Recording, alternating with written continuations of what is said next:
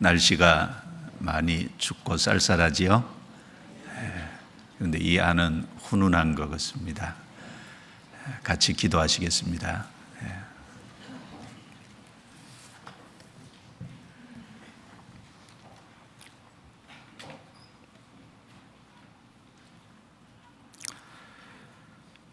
거룩하시고 은혜로우시고 자비로우신 우리 아버지 하나님, 죄 가운데 살던 저희들 주님이 십자가에 못 박혀 고난과 고통을 당하심으로 또 피를 흘리심으로 우리의 모든 허물과 죄를 깨끗이 씻어주시며 이제 그 복음으로 저희들을 불러서 구원해 주시고 하나님의 거룩한 자녀로 삼아주신 주의 크신 은혜를 인하여 진심으로 아버지께 감사와 존귀와 찬양을 돌립니다. 오늘 주의 피로 구원함을 입은 형제 자매들이 삶의 일터에서 열심히 하루를 보내다가 또 이 저녁 시간에 함께 모여 주의 말씀으로 거룩한 교제를 나눌 수 있게 해주신 은혜를 감사합니다. 이 시간 하나님께서 친히 우리 가운데 같이 계셔서 하나님의 크신 은혜와 사랑을 우리 마음판에 더욱 일깨워 주시고 우리 마음을 감동 감화해 주시기를 간절히 간구합니다.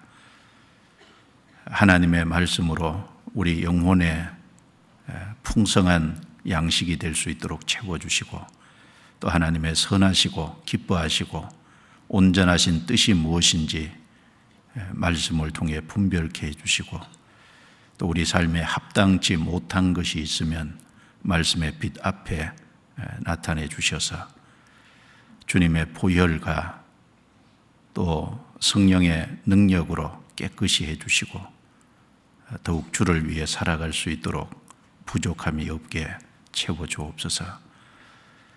이 시간 전국의 복음이 전해지는 모든 곳에 함께 해주시고 도와주옵소서. 부산교회에서 집회하고 계신 이요한 목사님, 또 부천교회에서 집회하고 계신 남궁훈 목사님 함께 해주시고 또 전국 여러 곳에 함께 해주시고 교회 소집회도 주님이 함께 해주셔서 주의 역사를 나타내 주시고 합당한 또 담대한 말씀을 증거하게 도와주시고 주의 역사를 크게 나타내 주옵소서. 이 시간 함께하지 못한 성도들 어느 곳에 있든지 합당하신 은혜로 채워 주옵소서. 특별히 연약한 지체들 붙잡아 주시고 도와주옵소서. 우리를 구원해 주신 주 예수님 이름으로 기도드려옵니다. 아멘. 성경 이사야 64장을 찾겠습니다.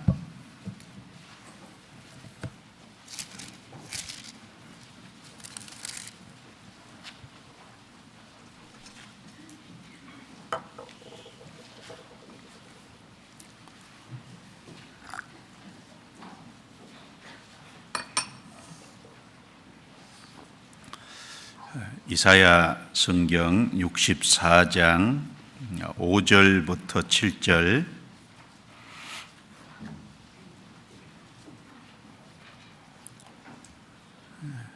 5절부터 7절 말씀을 같이 읽겠습니다.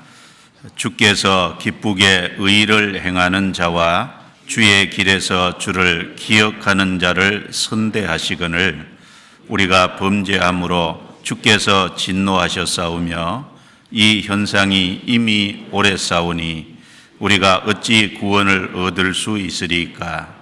대저 우리는 다 부정한 자 같아서 우리의 의는 다 더러운 옷 같으며 우리는 다 세피함이 잎사귀 같으므로 우리의 죄악이 바람같이 우리를 몰아가나이다.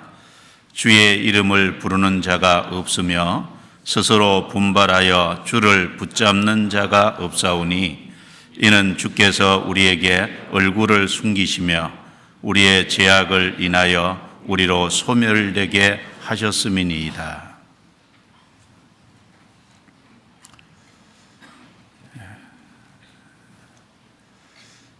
이요한 목사님께서 부산에서 집회하고 계시고 남궁훈 목사님께서 부천에서 집회를 하고 계십니다. 기억하시고 기도해 주시기를 바랍니다. 오늘 이사야 63장, 64장 내용을 중심으로 해서 말씀을 같이 상고할까 합니다. 이사야 64장 5절부터 7절 이 읽은 말씀 중에 신앙을 가진 사람을 여러 가지로 표현을 하고 있는데 5절에 보시면 주께서 기쁘게 의를 행하는 자와 주의 길에서 주를 기억하는 자를 선대하시거늘, 여기 선대한다는 말이 만나주신다는 말입니다. 기쁘게 의를 행하는 자, 또 주의 길에서 주를 기억하는 자, 또 7절에 보시면은 주의 이름을 부르는 자가 없으며 스스로 분발하여 주를 붙잡는 자가 없사오니, 여기서도 두 가지 표현을 하고 있죠. 주의 이름을 부르는 자, 스스로 분발하여 주를 붙잡는 자. 특별히 하나님께서 기쁘게 의를 행하는 자, 주의 길에서 주를 기억하는 자, 주의 이름을 부르는 자, 스스로 분발하여 주를 붙잡는 자, 하나님이 이런 사람들을 찾으십니다. 어느 시대이든지 하나님은 이런 사람들을 찾고 계신데, 하나님이 이런 사람을 찾으시면 만나주시고 특별히 함께 해주시고, 그리고 함께 하면은 주님의 역사가 나타납니다. 그리고 하나님의 영광을 그들을 통해서 나타내십니다. 그래서 하나님의 역사가 나타나는 시대, 하나님의 영광이 드러나는 시대는 어느 시대든지 이런 사람들이 있었고, 또 특별히 하나님의 역사가 아주 강하게 나타나는 그런 시대에는 이런 사람들이 많이 있었습니다. 그런데 이 이사야 선지자가 활동하는 이 시대는 이스라엘 백성들이 다 타락을 해서 하나님이 찾으시는 이런 사람들이 없는 겁니다. 그래서 이사야 선지자가 그것을 안타까워하면서 여기 탄식과 기도를 하나님 앞에 하고 있는 그런 내용이 이사야 63장과 64장 말씀에 기록이 되어 있습니다. 이 이사야 선지자가 이렇게 기도하는 이 내용 속에, 탄식하면서 간절히 구하는 이 내용 속에 하나님이 어떤 사람을 정말 찾으시냐, 그걸 우리는 확실히 알 수 있는데, 이 기쁘게 의를 행하는 자, 억지로가 아니라 자원하는 마음으로 의를 행한다는 겁니다. 그리고 마음속에 즐거움이 있으려면은 하나님과 바른 관계를 맺지 않은 사람은 마음속에 사실 즐거움이 있을 수가 없습니다. 마음에 기쁨이 있으려면은 하나님과 바른 관계를 반드시 맺어야 되고, 그리고 그 마음속에 하나님을 참으로 기뻐하는 사람이어야 합니다. 하나님을 기뻐하는 사람 마음속에 하나님은 기쁨과 즐거움을 주시게 되어 있습니다. 그리고 그 하나님을 기뻐하는 사람이 하나님의 뜻이 무엇인지를 사실 알 수 있잖아요. 하나님의 선하시고 기뻐하시고 온전하신 뜻을 발견을 해야 그 사람이 그 주님의 의를 삶 속에서 행할 수 있을 겁니다. 그래서 기쁘게 의를 행하는 자, 정말 하나님이 찾으시는 사람이죠. 그리고 여기 주의 길에서 주를 기억하는 자, 주의 길에서 주를 기억한다는 것은 주님께서 다니시는 길이 있습니다. 주님께서 역사하시는 길이 있는 거예요. 주의 길이 있습니다. 그 주의 길을 알고 주의 길을 가면서 주님을 기억하고 사는 사람들, 그래서 주의 길에서 주를 기억하는 자를 하나님이 여기 만나주신다 그랬습니다. 선대한다는 말은, 하나님이 선대한다는 것이 뭐겠어요? 만나주시고 함께 해주신다는 겁니다. 그리고 여기 주의 이름을 부르는 자는 주님을 섬기는 자입니다. 그리고 여기 스스로 분발하여 주를 붙잡는 자가 없사오니, 여기 스스로, 이 사람에게는 각자 자유의지가 있습니다. 그 자유의지를 가지고 하나님을 위해 사용할 건지 이제 악을 향해서 사용할 건지는 각자 스스로 선택을 하게 되어 있습니다. 특별히 여기 스스로 분발하여 그랬습니다. 분발하다는 히브리어를 좀 찾아보면 뜻이 깨다, 일으키다 이런 뜻입니다. 그러니까 어떤 상황과 어떤 상태에서 그 자리를 박차고 거기서 일어나는 것을 가리켜서 분발하다 이렇게 표현을 한 겁니다. 그리고 주를 붙잡는다는 것은 주님을 앙망하고 주님을 의지하고 주님의 도움을 요구하기 위해서, 주님의 도움을 간절히 구하기 위해서 주님을 붙잡는 겁니다. 그러니까 여기 스스로 분발하여 주를 붙잡는 자라는 것은 자기 자유의지를 사용을 해서 삶 속에 어떤 상태와 어떤 형편에 있을지라도 그 자리를 어떻게 박차고 일어나서 주님의 도움을 간절히 구하고 주를 의지하고 앙망하는 이런 사람들을 가르쳐서 스스로 분발하여 주를 붙잡는 자다, 이렇게 말씀을 한 겁니다. 여기 스스로 분발하여 주를 붙잡는 자, 이 말씀 속에 우리 신앙의 태도가 어떻게 해야 될지를 아주 잘 나타내주고 있는 겁니다.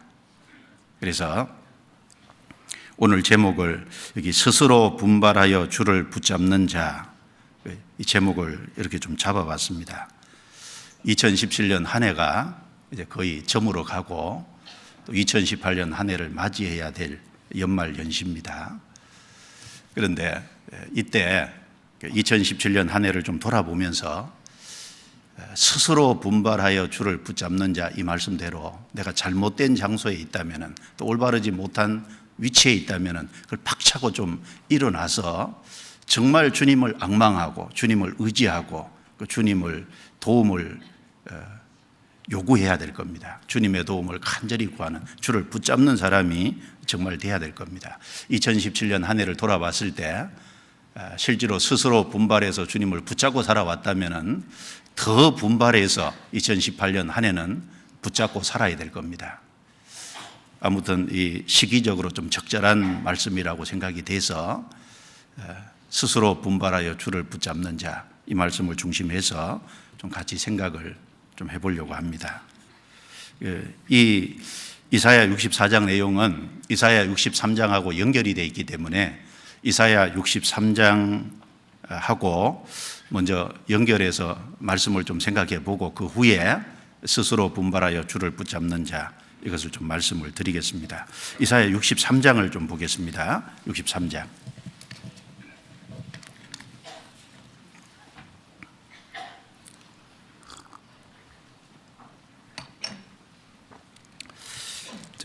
이사야 63장, 64장은 연결된 말씀인데 먼저 63장 1절부터 6절 말씀은 에돔의 심판과 만민의 심판에 대한, 즉 하나님의 복음을 받아들이지 않고 하나님과 원수지간에 있는 악인들을 심판하시는, 그래서 에돔과 만민에 대한 심판에 대한 내용이 기록이 되어 있습니다. 그리고 이사야 63장 7절부터 이사야 64장 12절까지 이 전체 내용은 하나님의 백성과 자녀된 이스라엘 사람들, 하나님의 백성과 자녀된 사람들에게 하나님이 베푸신 은혜를 이제 과거를 회상하면서 그 베푸신 은혜가 어떠한지 그걸 쭉 회상을 하면서 그렇게 큰 은혜를 받았으면서도 이스라엘 편에서 하나님을 반역하고 하나님을 근심케 했던 것을 말하고, 그리고 그 결과로 징계를 받아서 현재 이 이사야 선지자가 이 글을 쓰고 있을 당시에 이스라엘 백성들이 하나님 앞에 큰 징계를 받고 하나님이 그들과 함께 하시지 않고 또 하나님이 그들과 함께 하시지 않음으로 인해서 아까 말씀드린 그런 사람을 이스라엘 땅에서 찾아보기가 어렵게 되고, 그래서 하나님께 간절히 탄식과 기도를 하면서 하나님이 이스라엘로 다시 돌아오시기를, 이스라엘 땅에 다시 역사해 주시기를 바라는 그런 내용으로 쭉 연결이 되어 있습니다. 먼저 1절부터 6절까지를 좀 같이 읽어보겠습니다. 에돔에서 오며 홍해를 잇고 보스라에서 오는 자가 누구뇨? 그 화려한 의복 큰 능력으로 걷는 자가 누구뇨? 그는 내니 의를 말하는 자요 구원하기에 능한 자니라. 어찌하여 내 의복이 붉으며 내 옷이 포도즙 틀을 바른 자 같으뇨? 만민 중에 나와 함께한 자가 없이 내가 홀로 포도즙 틀을 밟았는데, 내가 노함을 인하여 무리를 밟았고 분함을 인하여 짓밟았으므로 그들의 선열이 내 옷에 띄어 내 의복을 다 더럽혔음이니, 이는 내 원수 갚는 날이 내 마음에 있고 내 구속할 해가 왔으나 내가 본즉 도와주는 자도 없고 붙들어 주는 자도 없으므로 이상히 여겨 내 팔이 나를 구원하며 내 분이 나를 붙들었음이니라. 내가 노함을 인하여 만민을 밟았으며 내가 분함을 인하여 그들을 치게 하고 그들의 선열로 땅에 쏟아지게 하였느니라. 얼른 읽어도 좀 무시무시한 내용이죠. 1절에 보시면은 에돔에서 오며 홍해를 잇고 보스라에서 오는 자가 누구뇨? 그 화려한 의복 큰 능력으로 걷는 자가 누구뇨? 그는 내니 의를 말하는 자요 구원하기에 능한 자니라. 에돔과 만민의 심판을 말씀한 내용인데 두 번의 질문과 대답으로 내용이 구성이 되어 있습니다. 여기 질문하죠. 에돔에서 오며 홍해를 잇고 보스라에서 오는 자가 누구뇨? 그 화려한 의복 큰 능력으로 걷는 자가 누구뇨? 이 질문입니다. 1절 내용 속에서는 하나님, 바로 예수 그리스도에 대해서 여기 말하고 있습니다. 여기 그 화려한 의복 큰 능력으로 걷는 자가 누구뇨? 여기 화려한 의복이라 그랬잖아요. 여기 이제 화려한 의복이라고 할 때 옷이 단지 화려하다 그걸 말하는 것이 아닙니다. 사실 옷은 그 사람의 신분을 나타내 주잖아요. 경찰은 경찰 제복을 입습니다. 군인은 군인 제복을 입잖아요. 학생은 학생 복장이 따로 있죠. 여기 화려한 의복이라고 말할 때 이것은 주님의 직위와 위엄을 가리키는 겁니다. 주님은 화려한 의복, 그 위엄을 갖추시고 큰 능력으로 걷는 자가 누구냐? 사실 예수 그리스도는 구원자인 동시에 심판자입니다. 성경 전체를 통틀어서 가장 중요한 두 가지를 얘기한다면 구원자와 심판자라는 겁니다. 성경 야고보서 4장 12절에 보면은 오직 입법자와 재판자는 하나이시니, 오직 하나이시니 능히 구원하기도 하시고 멸하기도 하시느니라.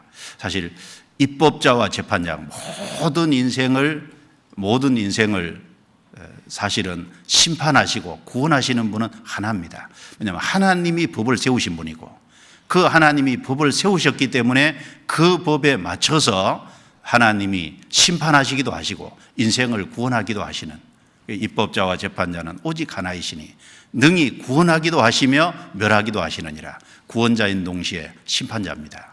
성경 요한복음 5장에도 보면은 인자됨을 인하여 심판하는 권세를 주셨느니라, 그 말씀이 기록이 되어 있습니다.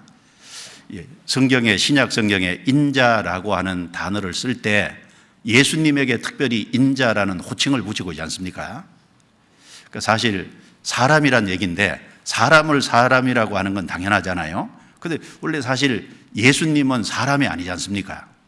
하나님이 사람이 되신 특별하신 분이니까, 성육신 하신 분이니까 그런 의미에서 예수님에게 붙여진 호칭이 인자입니다. 그러니까 사실 신약 성경에 인자라는 호칭이 나올 때 예수님이 성육신 하신, 하나님이 사람이 되셨다는 그 의미가 그 호칭 속에 사실은 포함된 겁니다. 그러니까 그 말은 왜 오셨냐 하면 구원자로 오신 거잖아요.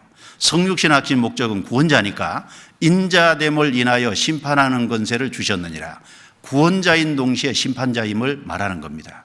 그래서 예수님이 죽으시고 무덤에 들어가셨다 부활하신 이후에 마태복음 28장 18절에 하늘과 땅의 모든 권세를 내게 주셨으니, 하늘과 땅의 모든 권세를 사실 예수님은 받으신 분입니다. 그 권세 중에 제일 큰 게 뭘까요? 인생을 구원하는 거, 인생을 심판하는 거. 사실 제일 큰 것이 구원자와 심판자입니다. 그래서 여기 그 화려한 의복 그랬을 때 예수님의 이 직위와 예수님의 위엄을 가리키는 겁니다. 예수님은 심판자와 구원자신 거예요. 그리고 큰 능력으로 걷는 자가 누구냐? 예수님은 사람을 심판할 수도 있고 사람을 구원할 수도 있는 그 능력을 가지신 분이지 않습니까? 그는 내니 의를 말하는 자요 구원하기에 능한 자니라.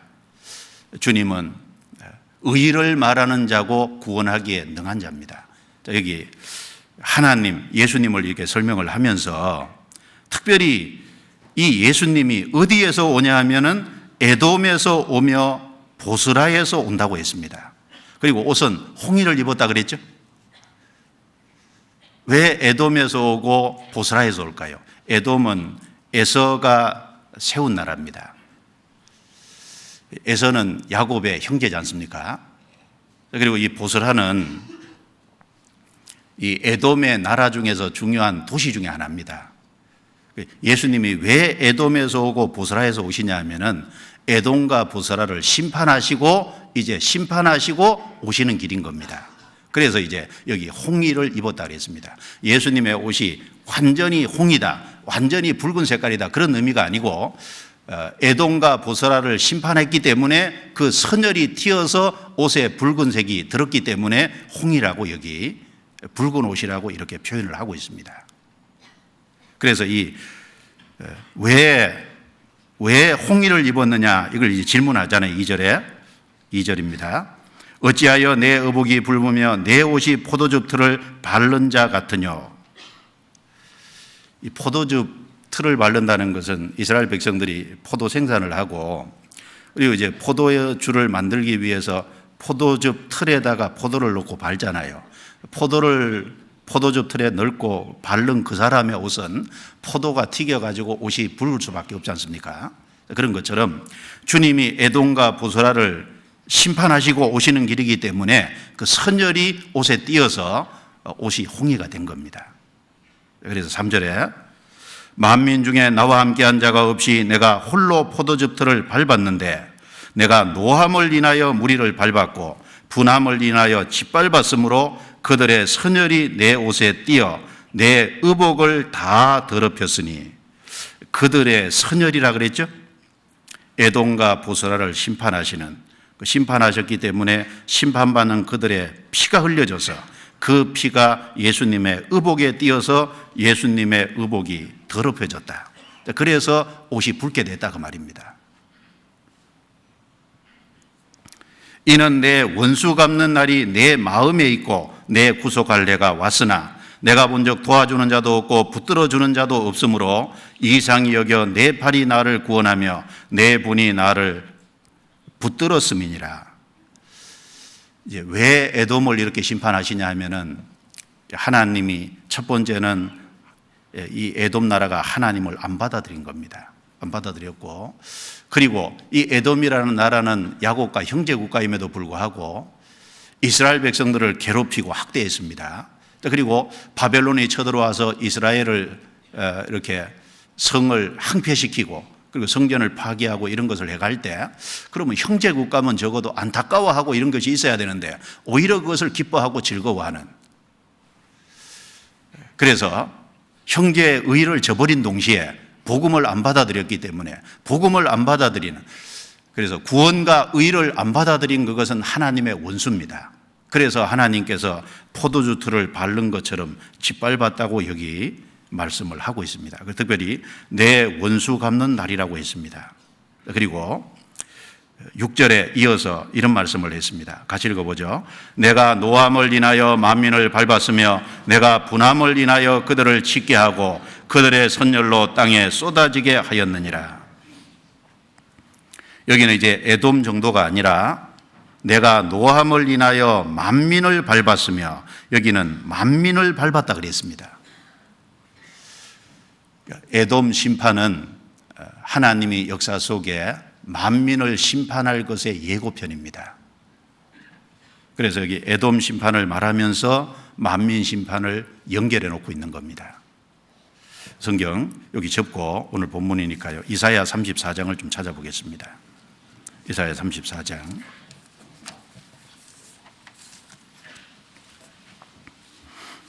이사야 34장. 같은 말씀이 여기 나옵니다. 1절부터 7절까지 제가 읽겠습니다. 열국이여 너희는 나와 들을지어다. 민족들이여 귀를 기울일지어다. 땅과 땅에 충만한 것 세계와 세계에서 나는 모든 것이여 들을지어다. 중요하니까 반복해서 귀를 기울이고 들으라 그랬습니다. 대저 여호와께서 만국을 향하여 진노하시며 그들의 만군을 향하여 분내사 그들을 진멸하시며 살육게 하셨은즉 그 살육당한 자는 내어 던진 바 되며 그 사체의 악취가 솟아오르고 그 피에 산들이 녹을 것이며 하늘의 만상이 사라지고 하늘들이 두루마리같이 말리되 그 만상의 세자남이 포도나무 잎이 마름 같고 무화과나무 잎이 마름 같으리라. 5절부터 7절은 같이 읽습니다. 여호와의 칼이 하늘에서 족하게 마셨은즉 보라 이것이 에돔 위에 내리며 멸망으로 정한 백성 위에 내려서 그를 심판할 것이라. 여호와의 칼이 피 곧 어린 양과 염소의 피에 만족하고 기름 곧 수양의 콩팥기름에 윤택하니 이는 여호와께서 보스라에서 희생을 내시며 에돔 땅에서 큰 살육을 행하심이라. 들소와 송아지와 숫소가 한 가지로 도살장에 내려가니 그들의 땅이 피에 취하며 흙이 기름으로 윤택하리라. 여기 5절부터 7절에 여기 에돔 위에 내리며 6절에도 보스라에서 희생을 내시며 7절 끝에 땅이 피에 취하며 흙이 기름으로 윤택하리라. 그래서 하나님의 큰 심판이 있었기 때문에 땅이 피에 취할 거다. 그리고 이 땅은 그런 것이 받아들여지고 이렇게 하면은 땅이 기름지잖아요. 그래서 이제 여기 보면 흙이 기름으로 윤택하리라 이렇게 말씀을 하고 있습니다. 그리고 1절부터 4절의 내용은 열국의 심판을 얘기하죠. 열국의 심판을 얘기하면서 여기 에돔과 보스라의 심판을 얘기했습니다. 그러니까 과거 에돔과 보스라를 하나님이 크게 심판하신 것은 앞으로 만국을 심판하실 것에 하나의 예고편이 틀림없습니다. 그리고 이사야 63장 앞의 내용 자체는 하나님께서 하나님의 복음을 받아들이지 않는, 하나님께서 인생을 위해서 준비하신 큰 은혜가 있는데 그 은혜를 끝까지 저버리고 받아들이지 않는 모든 만국을 결국은 심판하실 것을 말씀을 하신 겁니다. 그런데 심판하시는데 무섭게 얘기하시죠. 포도주를 바른 것처럼 짓바른다고 했습니다. 그리고 하나님이 그들을 원수라고 했습니다. 결국은 복음을 안 받아들이는 사람은 하나님의 원수, 그리스도의 원수가 실제로 되는 겁니다. 그래서 성경에 이 만국을 심판하실 때 포도주 틀을 바른 것이다라고 계속 이제 연결해서 이야기를 하고 있습니다. 몇 구절 한번 찾아보겠습니다. 요한계시록 14장입니다. 요한계시록 14장.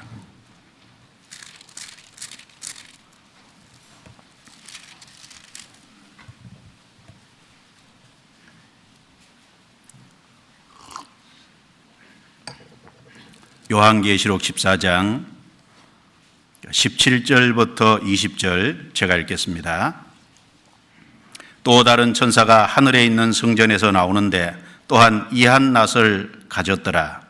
또 불을 다스리는 다른 천사가 제단으로부터 나와 이한 낫 가진 자를 향하여 큰 음성으로 불러 가로되 내 이한 낫을 휘둘러 땅에 포도송이를 거두라. 그 포도가 익었느니라 하더라. 천사가 낫을 땅에 휘둘러 땅에 포도를 거두어 하나님의 진노의 큰 포도주 틀에 던지매 같이 읽습니다.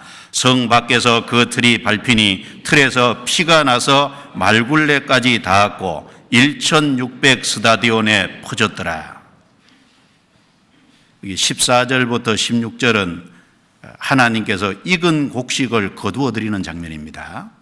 천국 창고에 드릴 구원받은 사람들을 거두어 드리는 내용이고, 17절부터 20절은 끝까지 복음을 배척한 사람들을 심판하는 장면인데, 역시 여기도 포도주 틀을 바른다 그랬습니다. 19절에 큰 포도주 틀에 던짐에 성 밖에서 그 틀이 밟히니 하나님이 마지막 심판하실 때는 무섭게 심판하십니다.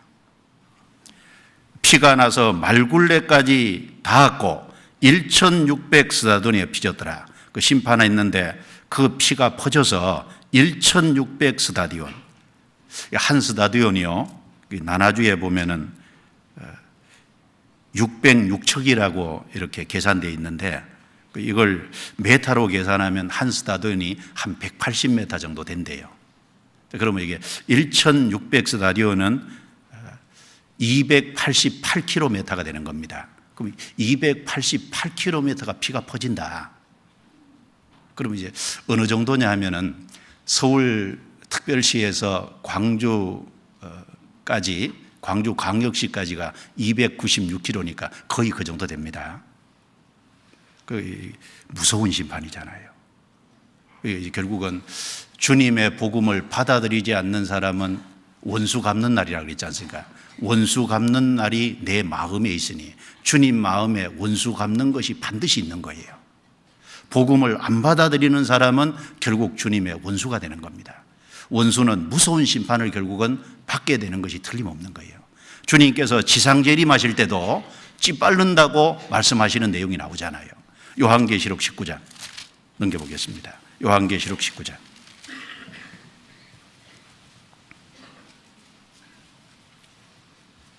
14절부터 16절입니다. 하늘에 있는 군대들이 희고 깨끗한 세마포를 입고 백마를 타고 그를 따르더라. 그의 입에서 이한검이 나오니 그것으로 만국을 치겠고 친히 저희를 철장으로 다스리며 또 친히 하나님 곧 전능하신 이에 같이 읽습니다. 맹렬한 진노의 포도주 틀을 밟겠고 그 옷과 그 다리에 이름 쓴 것이 있으니 만왕의 왕이요 만주의 주라하였더라. 맹렬한 진노의 포도주 틀을 밟겠고, 여기 악인들을, 마지막 불신자들을 심판하실 것을 이렇게 말씀하신 겁니다. 밟겠고. 그래서 이 복음 안 받아들이는 것이 얼마나 큰 죄라는 것을 사람은 좀 생각을 해야 되는데 사람들이 그걸 심각하게 생각을 안 해요. 히브리서 10장을 보겠습니다. 히브리서 10장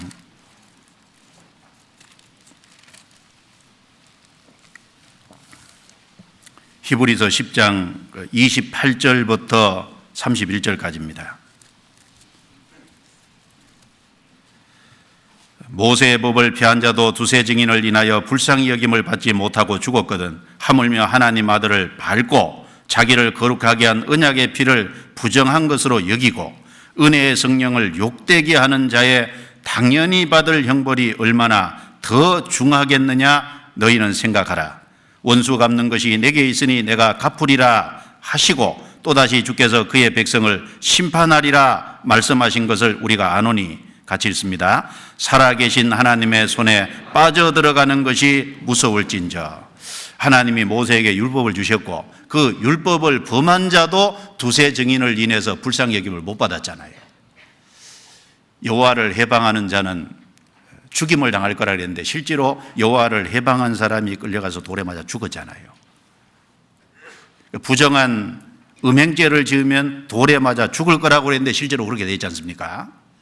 성경에 안식일에 쉬라고 했는데 안식일에 나무하다가 죽임당한 사람이 있잖아요.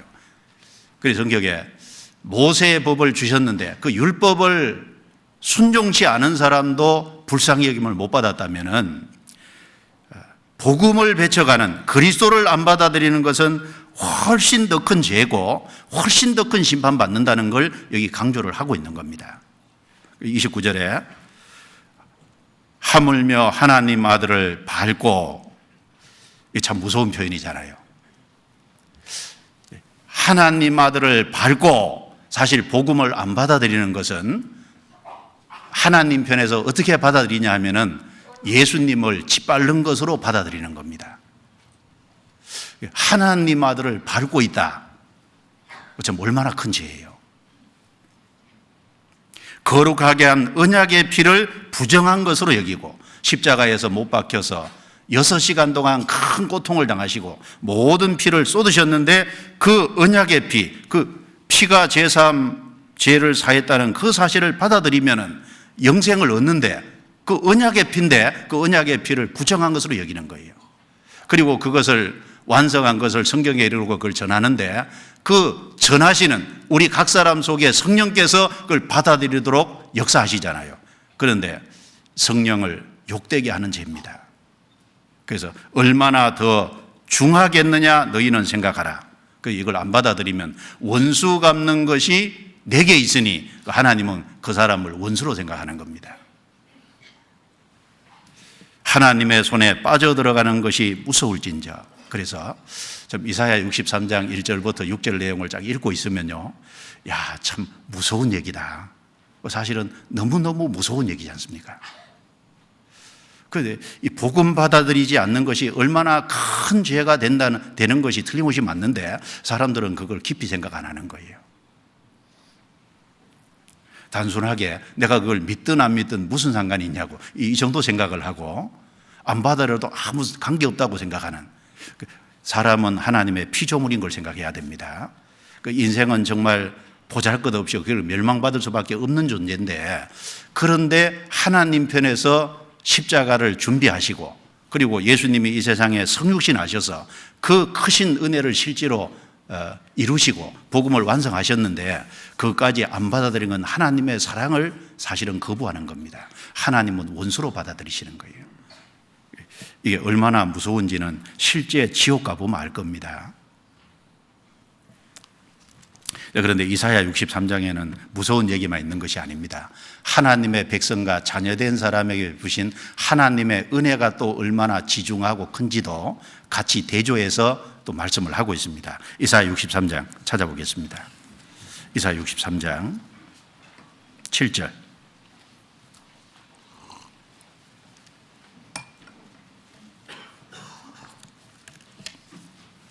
7절부터 제가 읽겠습니다.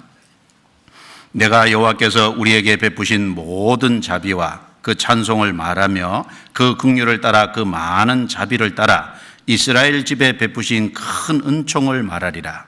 여호와께서 말씀하시되 그들은 실로 나의 백성이요 거짓을 행치 아니하는 자녀라 하시고 그들의 구원자가 되사 그들의 모든 환난에 동참하사 자기 앞에 사자로 그들을 구원하시며 그 사랑과 그 긍휼로 그들을 구속하시고 옛적 모든 날에 그들을 드시며 안으셨으나 그들이 반역하여 주의 성신을 근심케 하였으므로 그가 돌이켜 그들의 대적이 되사 친히 그들을 치셨더니 백성이 옛적 모세의 날 추억하여 가로되 백성과 양무리의 목자를 바다에서 올라오게 하신 자가 이제 어디 계시뇨?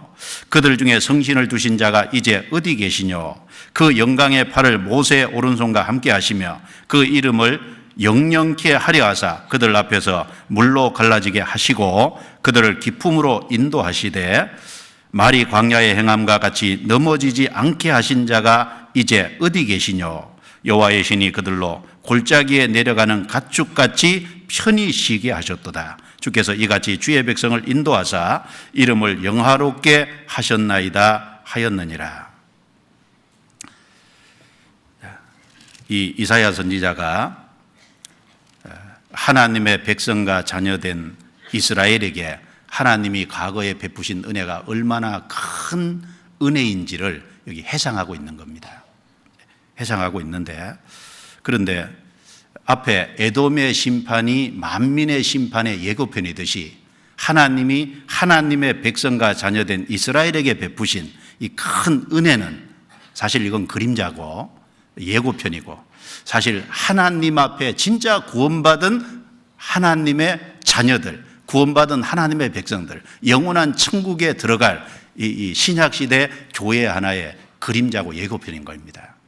사실 이스라엘에게 베푸신 그 모든 은혜는 구원받은 성도에게 베푸신 은혜의 하나의 그림자고 예고편이라고 할 수 있습니다.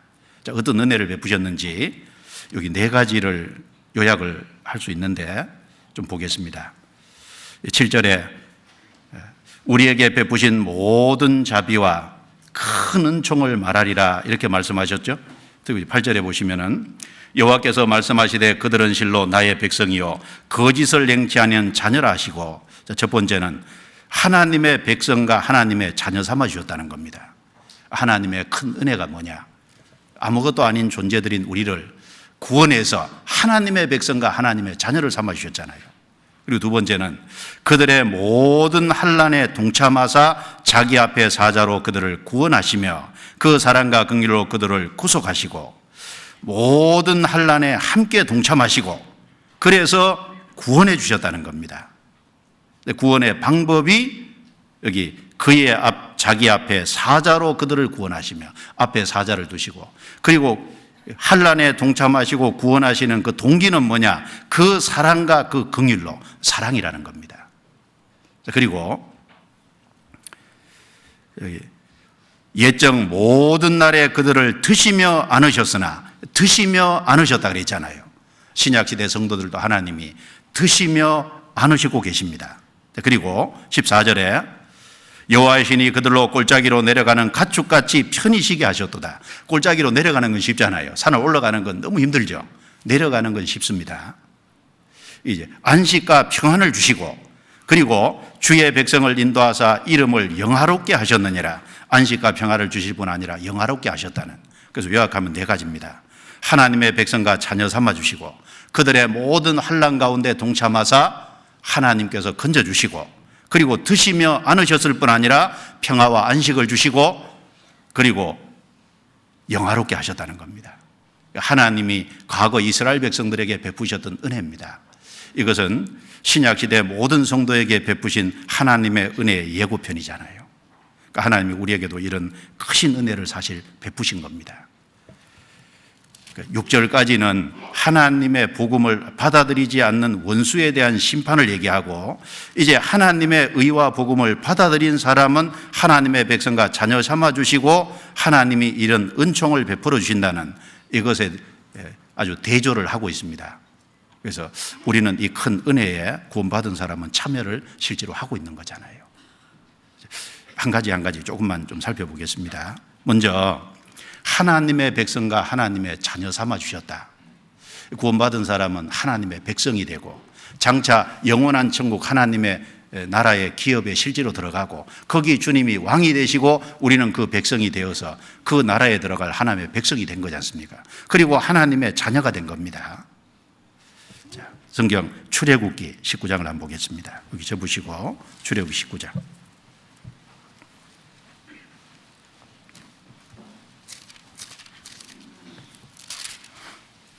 출애굽기 19장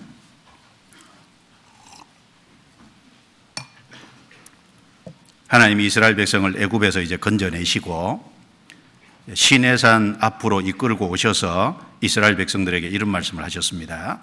5절 6절입니다. 같이 읽어보겠습니다. 세계가 다 내게 속하였나니 너희가 내 말을 잘 듣고 내 언약을 지키면 너희는 열국 중에서 내 소유가 되겠고 너희가 내게 대하여 제사장 나라가 되며 거룩한 백성이 되리라. 너는 이 말을 이스라엘 자손에게 고할지니라. 하나님이 이스라엘 백성을 구속해 내시고 난 다음에 너희는 열국 중에서 특별히 하나님의 소유가 되겠다. 많은 나라가 있는데 그 많은 나라 중에 특별히 이스라엘을 하나님의 소유가 되게 하고 제사장 나라가 되게 하고, 제사장 나라가 된다는 것은 이스라엘 백성을 통해서 그 열국에 하나님을 알리는 중간에 제사장 나라인 겁니다. 그리고 거룩한 백성이 되리라. 하나님께서 이스라엘 백성을 소유라 그랬고 제사장 나라라 그랬고 백성이라 그랬습니다. 자, 그런데 여기 5절에 보면은 세계가 다 내게 속하였나니, 그러면 이스라엘 백성들을 하나님의 백성으로 삼아준 하나님은 어떤 분이냐 그 말입니다. 세계가 다 내게 속하였으니 뭡니까? 온 세계 주권을 가지신 분이 하나님이다 그 말이잖아요. 온 세계 주권을 가지신 그분의 나라가 되고 그분의 백성이 되고 그분의 소유가 됐다는 건 이거는 너무나도 큰 축복이다. 사실은 이걸 강조하는 내용입니다. 이스라엘 백성은 보이는 세상의 것을 얻었잖아요. 그런데 구원받은 사람은 정말 온 우주 만유가 하나님 것이잖아요. 천지를 창조하신 분이 하나님이잖아요. 그 하나님의 나라의 백성이 되고 그 하나님이 아버지가 되고 우리가 자녀가 됐다는 건 이건 특별한 축복입니다. 이건 엄청난 축복이잖아요. 이스라엘이 백성이 됐다는 건 일종의 그림자고 정말 구원받은 사람이 하나님의 백성이 되고 하나님의 자녀가 되지 않습니까? 그 성경 베드로전서 2장 9절에 보면 오직 너희는 택하신 족속이요 왕같은 제사장들이요 거룩한 나라요 그의 소유된 백성이니 하나님의 소유가 된 특별한 백성입니다. 성경 고린도후서 6장을 찾아보겠습니다. 고린도후서 6장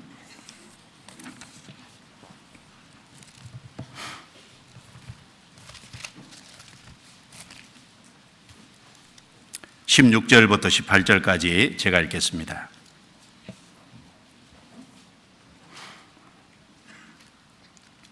하나님의 성전과 우상이 어찌 일치가 되리요 우리는 살아계신 하나님의 성전이라 이와 같이 하나님께서 가라사대 내가 저희 가운데 거하며 두루 향하여 나는 저희 하나님이 되고 저희는 나의 백성이 되리라 하셨느니라. 그러므로 주께서 말씀하시기를 너희는 저희 중에서 나와서 따로 있고 부정한 것을 만지지 말라. 내가 너희를 영접하여 같이 읽습니다. 너희에게 아버지가 되고 너희는 내게 자녀가 되리라. 전능하신 주의 말씀이니라 하셨느니라. 16절은 레위기 26장 12절을 인용한 거지 않습니까? 내가 저희 가운데 거하며 두루 향하여 나는 저희 하나님이 되고 저희는 나의 백성이 되리라. 레위기 26장은 이스라엘 백성에게 하신 말씀입니다. 이스라엘 백성에게 하신 말씀을 인용하면서 이제 고린도 성도들에게 너희는 내게 자녀가 되리라. 나는 너희에게 아버지다. 사실 이스라엘 백성들은 예고편이고 그림자에 불과하고 진짜 구원받은 성도가 하나님의 백성이고 하나님의 자녀인 겁니다. 우리가 하나님의 백성이 되고 하나님의 자녀가 됐다는 건 큰 축복입니다. 이스라엘을 하나님의 백성으로 삼은 하나님이 세계가 다 내게 속하였다. 온 세계의 주권자라고 얘기했습니다. 자, 우리를 하나님의 백성으로 삼고 하나님의 자녀 삼은 하나님은 만유보다 크신 분이라고 했습니다. 이 우주도 하나님을 다 담을 수 없는 분이라고 얘기했잖아요. 이사야 66장 1절 2절에 보면은 하늘은 나의 보좌요 땅은 나의 발등상이니 너희가 나를 위하여 무슨 집을 지으며 나의 안식할 처소가 어디 있으랴. 그렇습니다. 이 하늘과 땅도 한마디로 하나님을 다 담을 수 없는 하나님은 만유보다 크신 분이잖아요. 우리는 그의 자녀가 된 겁니다. 우리는 그분의 백성이 된 거예요. 이것은 사실 어마어마한 축복인 겁니다. 창세기 1장 1절에 태초에 하나님이 천지를 창조하시니라. 그 창조하시니라 그 창조주의 자녀가 된 거지 않습니까? 시편 104편에 보면 땅에 하나님의 부여가 가득하니이다. 우리 주변에 보면 많은 피조물들이 있는데 동물이 무려 100만 종이 되고 식물이 무려 100몇십만 종이 되잖아요. 그 많은 것을 다양하게 만들 수 있는 하나님은 정말 부여하신 분이잖아요. 그 부여하신 분을 우리가 아버지로 모시고 있는 거지 않습니까? 내가 그분의 자녀가 됐습니다. 그러니까 성경에 이것을 가르쳐서 권세라고 했잖아요. 요한복음 1장 12절에 영접하는 자 곧 그 이름을 믿는 자들에게는 하나님의 자녀가 되는 권세를 주셨으니 되는 권세잖아요. 원래 자녀가 아니었거든요. 아니었는데 이제 됐으니까 되는 권세입니다. 구원받으면 정말 그 하나님의 자녀가 된 거예요. 하나님의 백성이 어마어마한 축복을 우리가 받은 겁니다. 그리고 하나님의 자녀가 된 그 사람들의 삶 속에서 환난이 있는데 그 모든 환난에 동참하사 하나님이 구원해 주시잖아요. 하나님이 사랑하시니까. 그리고 방법은 자기 앞에 사자를 보내서 하나님이 건져주시지 않습니까? 그러면 이스라엘 백성을 하나님이 하나님의 백성으로 삼았기 때문에 이스라엘 백성의 모든 환난에 하나님이 직접 동참하셨던 것처럼 우리 삶에는 안 그럴까요? 우리가 하나님의 백성이고 하나님의 자녀가 됐다는 건 실제로 하나님이 우리 삶의 모든 환난에 동참하는 것이 사실이지 않습니까? 이 출애굽기 3장 7절에 보면 이런 말씀이 있습니다. 애굽에 있는 내 백성의 고통을 정령이 보고 그들이 그 간역자로 인하여 부르짖음을 듣고 그 우고를 알고 내가 내려와서 그들을 애굽인의 손에서 건져내고, 여기 보면은 보고, 그 다음에 듣고, 그 다음에 알고, 그리고 직접 내려와서 환난에 동참하신 거잖아요. 그리고 건져내고, 그러니까 주님께서 실제로 보신 거예요. 그리고 그 모든 부르짖음을 실제로 들으신 겁니다. 그리고 하나님이 그 우고를 알고 그리고 내려오사 그 환난에 실제로 동참했잖아요. 하나님이 출애굽할 때 10가지 기적을 애굽에 내렸는데 10번째 재앙을 내릴 때 하나님 뭐라 그러셨습니까? 내가 애굽으로 들어가리니, 출애굽기 11장에 보면 하나님이 애굽에 직접 내려오신 거지 않습니까? 이스라엘 백성들이 환난 가운데 있을 때 실제로 내려오사 동참하시고 거기서 건져내셨습니다.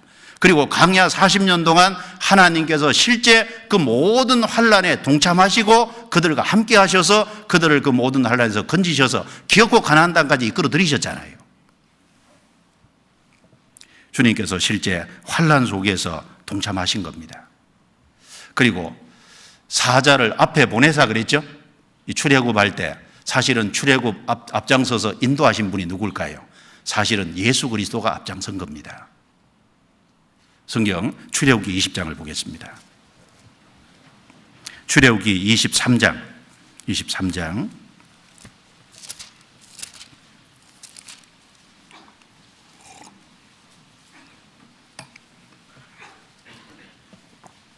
출애굽기 23장 20절입니다.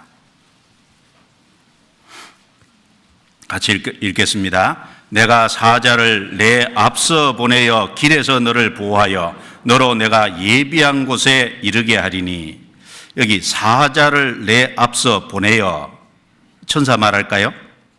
아닙니다. 주님이 사실은 앞장섰습니다. 길에서 너를 보호하여 너로 내가 예비한 곳에 이르게 하리니, 여호수아 5장에 보면 여리고성을 정복하기 직전에 여호수아 앞에 여호와의 군대 장관이 나타났는데, 여호와의 군대 장관이 나타나서 여호수아에게 말하기를 내 발에서 신을 벗으라, 신을 벗으라고 요구를 했습니다. 그리고 여호수아는 그 여호와의 군대 장관 앞에 꿇어 엎드려서 경배했잖아요.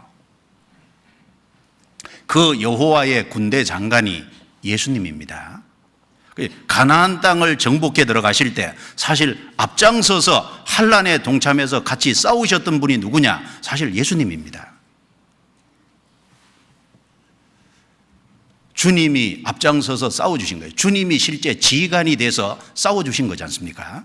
사사기 5장에 보면은 이스라엘 백성들이 가나안 왕 야빈 시스라와 전쟁할 때 거기 보면 여호와께서 강림하사 하나님께서 그 싸움에 직접 내려오셔서 그 싸움에 직접 함께 하셨잖아요. 그 모든 환난에 동참하사 건져내셨다는 말이 사실입니다. 그러면은 이스라엘을 하나님의 백성으로 삼으셨기 때문에, 하나님의 특별한 소유로 삼으셨기 때문에 모든 환난에 동참하셔서 사랑하시기 때문에 실제로 그들을 건져주셨다면은 지금 신약시대에 구원받은 성도는 진짜 참 백성, 참 자녀잖아요. 이스라엘 백성은 육신적인 하나님의 백성입니다. 이 땅에서 육신적으로 하나님의 자녀예요. 그런데 우리는 다릅니다. 우리는 참 백성, 참 자녀잖아요. 주님이 모든 환난에 동참하지 않으실까요? 내가 고난당하고 있는 거기에 주님이 같이 계십니다. 그게 사실이잖아요. 성경 히브리서 2장입니다. 히브리서 2장.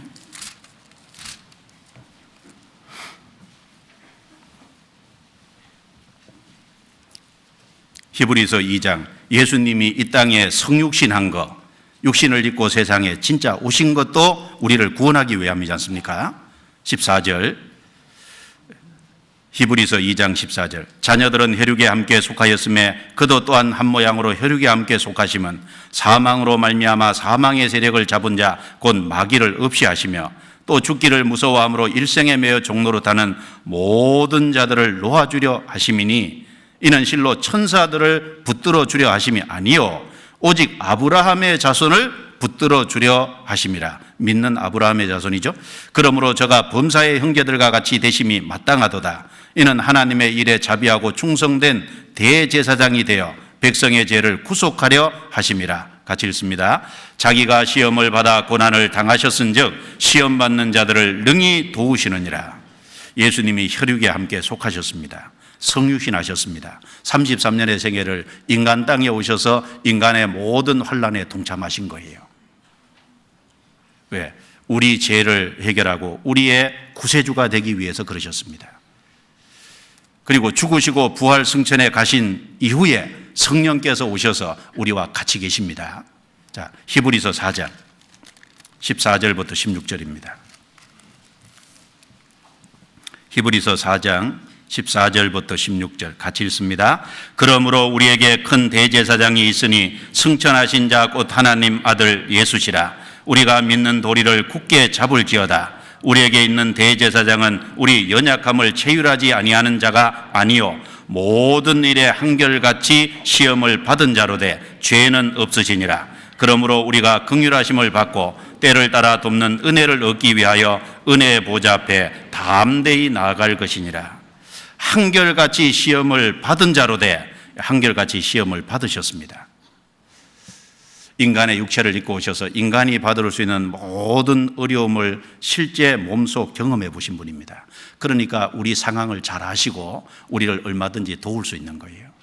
그래서 시편 68편 19절에 보면 날마다 우리 짐을 지시는 주 곧 우리의 구원이신 하나님을 찬송할지라. 그러면 날마다 우리 짐을 지는 주, 제 짐은 주님이 한꺼번에 져주셨지 않습니까? 그런데 날마다 우리 짐을 지신다는 건 제 짐이 아니죠. 우리 삶 속의 환난입니다. 삶 속의 여러 고난인 거예요. 모든 환난에 동참하사 함께 하십니다. 이스라엘 역사 속에서 함께 하신 것이 실제로 사실이었듯이 특별히 여리고성을 정복할 때는 군대 장관으로 직접 나타나서 지휘관이까지 직접 대해주신 것은 이스라엘 모든 역사 속에 주님이 실제 그렇게 함께 하신다는 것을 사람이 눈으로 볼 수 있게 나타내 주신 거지 않습니까?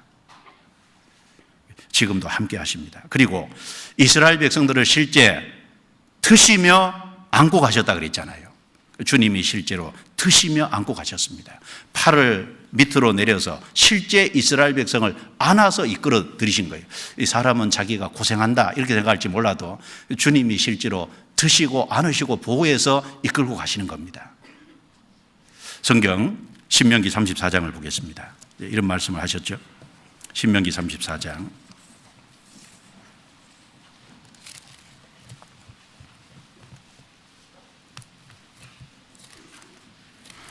신명기 34장 27절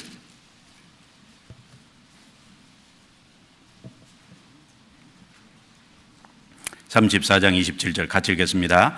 영원하신 하나님이 너의 처소가 되시니 33장 27절 죄송합니다. 예. 근데 어떤 분은 또 같이 따라 읽어요. 33장 27절 같이 읽겠습니다. 영원하신 하나님이 너의 처소가 되시니 그 영원하신 팔이 내 아래에 있도다. 그가 내 앞에서 대적을 쫓으시며 멸하라 하시도다. 영원하신 하나님이 너의 처소가 되시니 그 영원하신 팔이 내 아래에 있도다. 팔이 아래에 있다는 것은 앉는다는 거잖아요. 드시며 안으사 실제로 드시며 안고 지나가시는 거예요. 자, 그리고 편히 쉬게 하시며 영화롭게 하셨다. 그 말씀대로 하나님께서 우리를 구원하시고 우리에게 영혼의 안식을 주시잖아요. 육신은 이 땅에 고난 속에 있지만은 우리 영혼의 참 안식과 평안을 주십니다. 시편 23편 1절 2절에 여호와는 나의 목자시니 내게 부족함이 없으리로다. 그가 나를 푸른 초장에 누이시며 쉴 만한 물가로 인도하시는 데다. 주님이 실제로 우리의 목자가 되시고 우리는 주님의 양이고 주님이 우리를 푸른 초장 쉴 만한 물가로 실제로 인도하십니다. 자, 그리고 그 이스라엘 백성들의 이름을 영화롭게 했다. 그 말씀처럼 애굽에서 노예 생활하던 그 이스라엘 백성을 이끌어내시고 광야를 통과하게 하시고 가나안 땅에 이끌어 들이시고 그리고 다윗 시대는 통일국가를 이루시게 해요.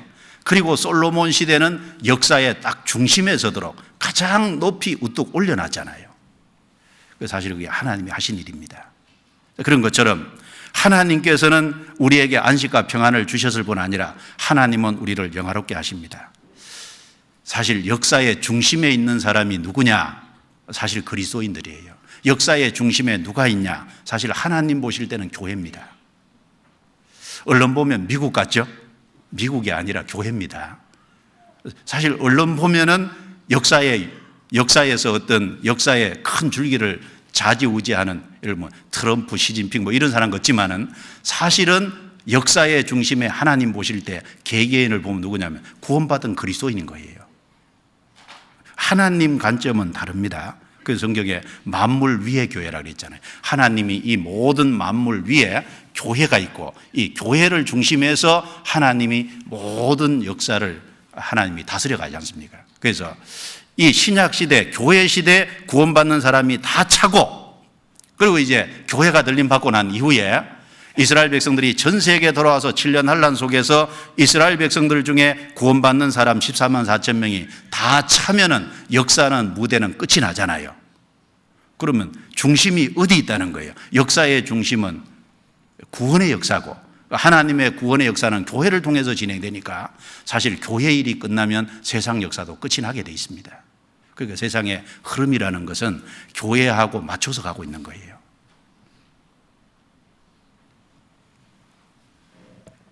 영화롭게 하셨느니라. 사실 구원받은 사람보다 더 영화롭게 된 사람이 없습니다. 사실 한 지역에 교회가 세워졌다. 참으로 영광스러운, 세상은 안 날아줘도 정말 영화로운 일이잖아요. 하나님 보실 때 정말 영광스러운 일입니다. 그래서 하나님이 모세에게 나타날 때 떨기나무 불꽃 가운데 나타났다. 저 백향목에 나타나지 않고 떨기나무 가운데 나타난 이유가 뭐겠어요? 떨기나무는 초라하지만 하나님이 그 속에 함께 하시잖아요. 떨기나무, 주님이 함께 하시는 거기가 역사의 무대인 겁니다. 아브라함 시대 아브라함은 실제로 집을 지은 것도 아니고 도성을 건설하도 아니고 텐트 치고 옮겨 다녔지만 사실 아브라함 시대 하나님 역사의 중심은 아브라함이 중심이었잖아요. 우리 시대 중심이 뭐냐? 교회입니다. 구원받은 성도들이 중심인 거예요. 그렇게 생각하면 참 너무 우리가 막중한 책임을 갖고 있다, 그런 생각이 듭니다. 그런데 이스라엘 백성들은 이 하나님의 백성이 된, 그리고 하나님의 자녀가 된 이런 엄청난 은혜를 입었음에도 불구하고 이것이 얼마나 큰 은혜고 축복인지를 잘 모르니까요. 자기들이 하나님의 백성과 자녀됐다는 그 축복이 얼마나 큰지 모르니까 하나님을 반역하고 하나님을 근심케 하고 우상을 섬기는 쪽으로, 그리고 온갖 죄를 지었잖아요. 성경 이사야 63장 넘기겠습니다. 63장.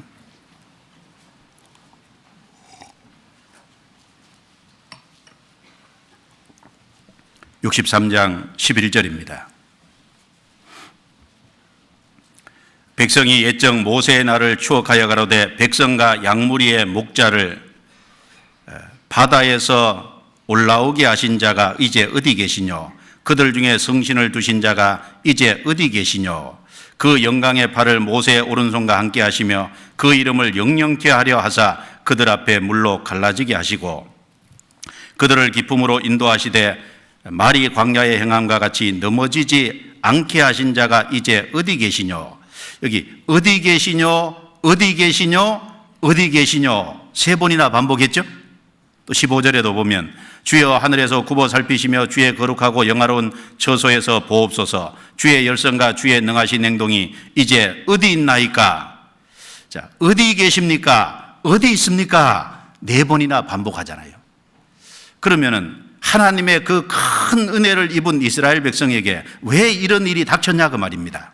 하나님의 큰 은혜가, 그게 얼마나 큰 은혜인지를 모르고 하나님을 반역하고 하나님을 근심케 해서 하나님의 징계를 받아서 그런 겁니다. 하나님이 이스라엘 백성을 떠나신 거잖아요.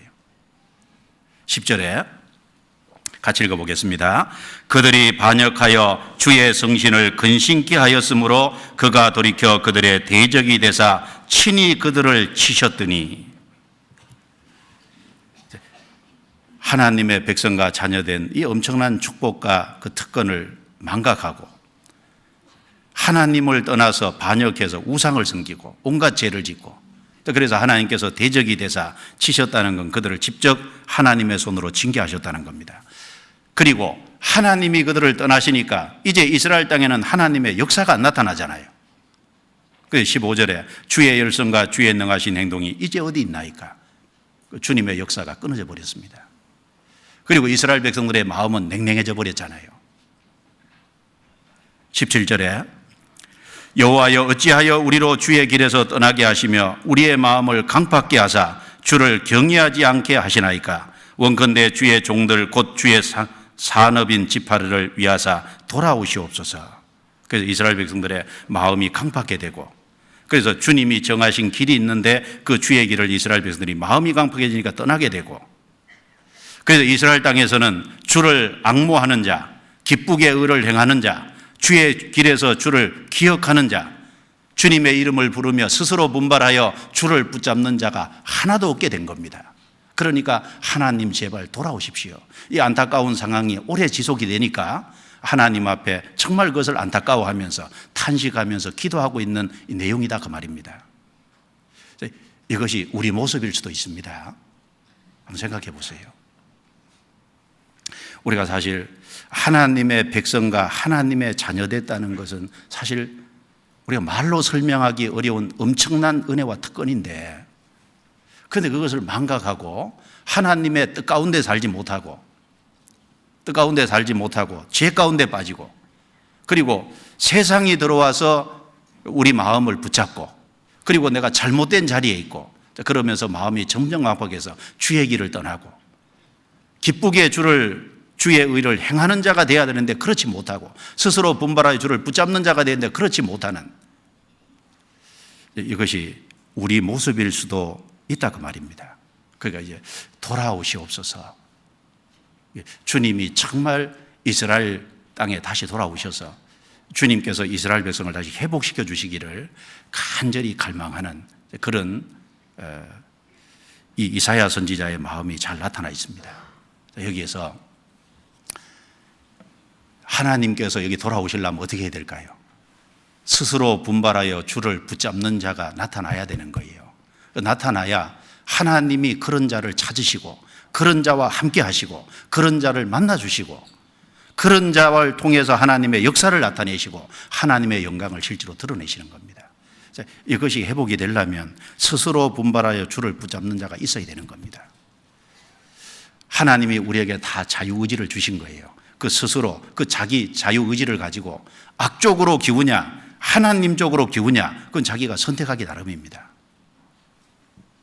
여기 스스로 분발하여 주를 붙잡는 자, 이걸 좀 생각을 해보려고 그러는데, 이 스스로 분발하여 주를 붙잡는 자 반대말이 뭘까요? 스스로 분발하여 주를 붙잡는 자 반대말이 뭐가 될까요? 스스로 팔려 악을 행하는 자가 될 겁니다. 사실 성경에 보면은 이스라엘 땅에 가장 악을 많이 행했던 사람이 아합 왕인데, 아합 왕을 가리켜서 하나님이 스스로 팔려 악을 행하는 자라 그랬습니다. 완전히 반대말이죠. 성경 한번 찾아보겠습니다. 열왕기상 21장.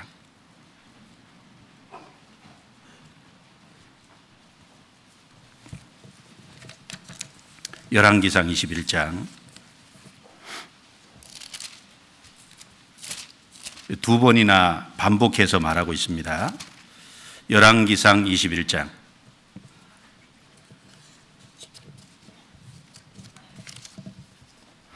20절입니다. 아합이 엘리야에게 이르되 나의 대적이여 내가 나를 찾았느냐? 같이 읽습니다. 대답하되 내가 찾았노라. 내가 스스로 팔려 여호와 보시기에 악을 행하였으므로. 엘리야가 아합 왕에게 한 말이죠. 내가 스스로 팔려 여호와 보시기에 악을 행하였으므로. 아합은 스스로 팔려 악을 행한 사람입니다. 또 한 곳을 보겠습니다. 25절. 예로부터 아합과 같이 스스로 팔려 여호와 보시기에 악을 행한 자가 없음은 저가 그 안에 이세벨에게 충동되었음이니라. 그 북이스라엘 땅에서요 가장 악을 많이 행한 왕이 있다면 아합 왕입니다. 그리고 아합 왕은 시돈 왕 엣발의 딸 이세벨을 받아들여서요 이 이세벨이 이스라엘 땅에 아세라 신을 끌고 들어와 가지고 이스라엘 땅에 온통 바알 신과 아세라 신으로 꽉 차게 만들었습니다. 그런데 그것을 용인하고 그것을 그렇게 하도록 내버려둔 사람이 누구냐? 아합 왕인 거예요. 여기 이 아합 왕이 스스로 팔려 여호와 보시기에 악을 행한 자가 없으면, 이런 왕이 다시 없었으면 저가 그 안에 이세벨에게 충동되었습니다. 이세벨이라는 여자 때문에 막 충동을 받아서 더 악을 많이 행한 거예요. 그런데 이세벨에게 충동되기 전에 스스로 팔려, 이게 먼저입니다. 사실은 아합이 자기 의지를 가지고 스스로 악쪽을 선택한 거예요. 스스로 우상 쪽을 선택했고 하나님 쪽을 스스로 버린 겁니다. 여기 스스로 팔려 결국은 우상의 노예가 되고 죄의 노예가 되고 쾌락의 노예가 되고 탐욕의 노예가 돼서 결국은 여기 나봇의 포도원까지 거짓 증인을 세워서 뺏었잖아요. 물론 이세벨이 한 일이지만 아합이 어떻게 하는지 다 알고 있었을 겁니다. 알고 있었음에도 그 불의한 방법을 통해서 나봇을 죽이고 기업고 뺏었잖아요. 눈에 보이는 것을 얻기 위해서 자기를 스스로 팔아먹은 사람입니다. 어디에 팔아먹었어요? 죄에 팔았잖아요. 세상에 눈에 보이는 썩어지는 것에 자기를 팔아버렸잖아요. 결국은 자기 영혼을 팔아버린 사람이고 마귀에게 자기를 팔아버린 사람입니다. 스스로 팔려 여호와 보시기에 악을 행했다. 그 사람은 누구든지 둘 중에 하나입니다. 스스로 팔려 아까운 데 기우든지 스스로 분발하여 하나님을 붙잡는 사람이 되든지 결국은 자기 의지를 가지고 양쪽에서 선택해야 되는 거예요. 그 성경에 에서 같은 사람, 발람 같은 사람, 가룟 유다 같은 사람, 이런 사람 다 스스로 팔려 결국은 악쪽을 선택한 사람이잖아요. 가룟 유다는 예수님을 3년 반 동안 따라다녔는데 그 예수님이 하시는 말씀을 다 듣고 행하시는 기적을 다 보고서도 결국은 자기 의지를 가지고 예수님을 은삼십에 팔아버렸잖아요. 예수님이 팔릴 분이 아니죠. 예수님 팔아버린 건 실제로 자기 영혼을 마귀에게 팔아버린 겁니다. 우리는 핑계대면 안 됩니다. 스스로 팔려 스스로 분발하여 어느 쪽을 선택하느냐, 결국은 자기가 선택하는 쪽으로 기울게 되어 있습니다. 우리가 주님 쪽을 조금만 분발해서 주님 쪽을 붙잡는다면요, 주님이 틀림없이 도와주게 되어 있는 거예요. 왜 인생이 도움을 못 받냐 하면은 스스로 분발하지 않으니까 그런 거예요. 분발하는 게 있어야 되는데 거기서 깨고 일어나는 것이 있어야, 그 자리를 박차고 나오는 것이 있어야 되는데 그걸 안 하니까 그런 겁니다. 자, 그리고 여기 스스로 분발하여 주를 붙잡는 자, 이 말씀 속에는 현재 거주하고 있는 상태와 환경이 문제가 있음을 전제하고 있는 말씀도 됩니다. 이사야 63장 64장 배경을 보면은 이스라엘 백성들이 결국은 반역해서 하나님을 근심하게 만들고, 그래서 하나님이 떠나심으로 주의 크신 역사가 이스라엘에 그치게 되고 이스라엘 백성들의 마음이 강팍해져서 주의 길을 떠나게 되는, 결국은 스스로 분발하라는 말 속에는 그런 상황과 환경이라는 것이 전제되어 있습니다. 잘못된 상황과 상태, 환경, 이런 것이 전제되어 있는 거예요. 어떻게 해야 될까요? 그 자리를 박차고 일어나야 됩니다. 그 자리에서 뛰쳐나와야 되는 거예요. 죄 가운데 있으면 죄를 가감하게 버리는 쪽을 선택해야 됩니다. 침륜에 빠진 모습, 무기력한 모습, 잠자는 모습, 이런 것은 합당치 않잖아요. 거기서 깨어 일어나고 거기서 가감하게 박차고 나와야 되잖아요. 그 성경에 보면은 이 잘못된 모습, 무기력한 모습, 잠자는 모습, 이런 것을 계속 책망하고 있지 않습니까? 성경 에베소서 5장 찾아보겠습니다. 에베소서 5장 14절입니다.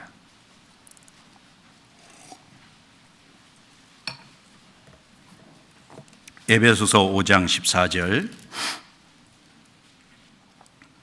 같이 읽어볼까요? 그러므로 이르시기를 잠자는 자여 깨어서 죽은 자들 가운데서 일어나라. 그리스도께서 내게 비치시리라 하셨느니라. 구원받은 사람은 빛의 자녀들이죠. 그런데 빛의 자녀가 어두움 속에 부끄러운 가운데 구원받지 않은 죽은 자들과 같이 있다면 거기서 일어나라. 스스로 분발하라 그 말이죠.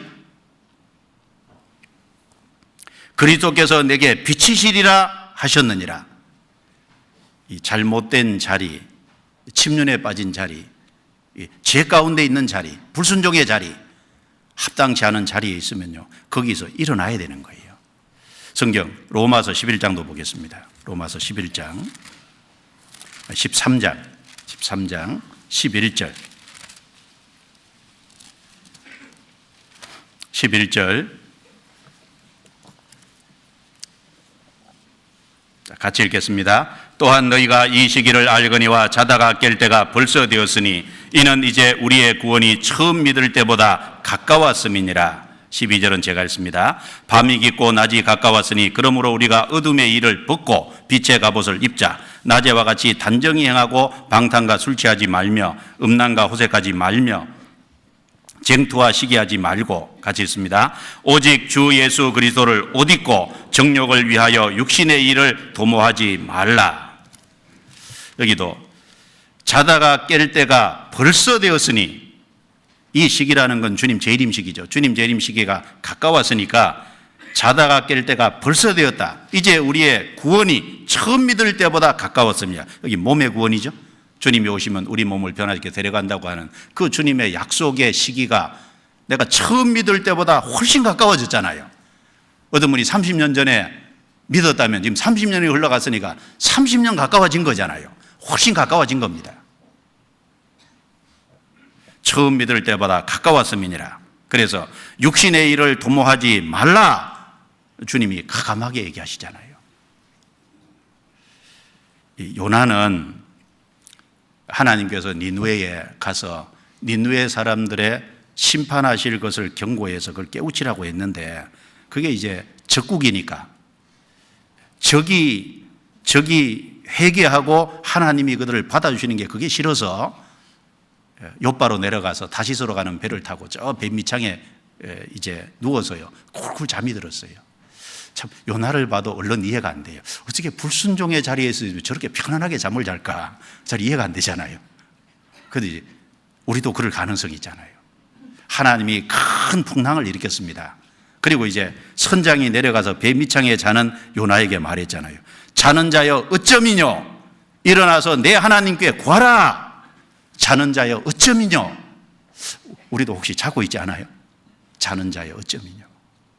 스스로 분발하여 주를 붙잡는 자라는 이 말씀 속에는 우리가 잘못된 자리에 있는 것을 전제하고 있기도 합니다. 그래서 이제 잠자는 자리에 있으면 안 될 거예요. 죄 가운데 있으면 안 될 거예요. 세상 것이 우리 마음속에 들어와서 우리의 마음을 자리 잡고 주님의 사랑은 다 없어진 상태가 돼서는 안 되잖아요. 그리고 불신자하고 너무 가까이 지내고 불신자하고 동고동락하고 그 잘못된 자리잖아요. 그리고 이제 불순종의 자리, 주님의 역사에 아무 관심 없는 자리, 우리가 잘못된 자리에 있을 수 있습니다. 주님이 그것을 책망하실 겁니다. 그리고 스스로 분발하여 주를 붙잡는 자라는 말씀처럼 이제 그곳에서 뛰쳐나와서 주님 역사를 정말 바라고 주님의 도움을 간절히 구하고 주를 의지하고 주를 앙망하는 자가 실제 돼야 될 겁니다. 2017년 한 해가 우리 삶 속에 그런 것이었다면 그런 자리에서 뛰쳐나와야 될 거예요. 몇 구절 한번 봅시다. 요한계시록 2장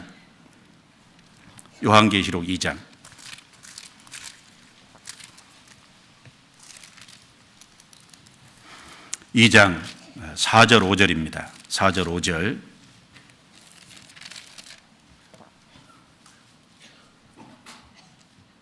같이 읽어보겠습니다. 그러나 너를 책망할 것이 있나니 너의 처음 사랑을 버렸느니라. 그러므로 어디서 떨어진 것을 생각하고 회개하여 처음 행위를 가지라. 만일 그리하지 아니하고 회개치 아니하면 내가 내게 임하여 내 촛대를 그 자리에서 옮기리라. 여기 촛대를 옮긴다는 말은 개인에게 주님의 역사를 더 이상 안 하시겠다 그 말이잖아요. 내가 처음 사랑을 버렸느니라. 구원을 버린 것이 아니죠. 그 주님을 향한 처음 가졌던 순수한 사랑, 주님을 향해 열심히 있었던 그때 그 사랑을 버렸다는 거예요. 사랑이 버려지니까 처음 행위도 없어지는 겁니다. 처음 행위를 가지라. 그럼 처음 행위를 가지려면요, 그러므로 어디서 떨어진 것을 생각하고 원인이 뭔지를 생각을 해야 돼요. 원인. 내가 무기력해진 원인이 뭘까?